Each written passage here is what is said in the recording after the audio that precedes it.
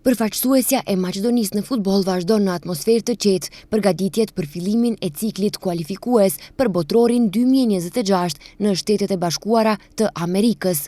Në një atmosferë të qetë, reprezentuesi në ndrejtimin e seleksionuesit Blagoja Milevski vazhdojnë seancat e rregullta stërvitore në kompleksin stërvitor Petar Miloševski të FFM-s në Shkup. Seleksionuesi i reprezentacionit A të Maqedonisë, Blagoja Milevski, pas seancës së parë stërvitore, është përballë me probleme të paplanifikuara për shkak të lëndimeve të dy lojtarëve.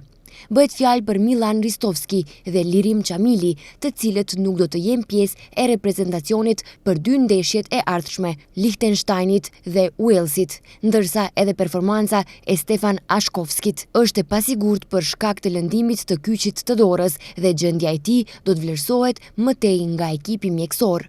Seleksionuesi Milevski ka ftuar si zëvendësim edhe David Toshevskin nga Austria Klagenfurt. Maqedonia luan me Liechtensteinin më 22 mars në ora 15 në Vaduz, ndërsa Walesin e presin në Shkup më datë 25 mars në ora 20:45.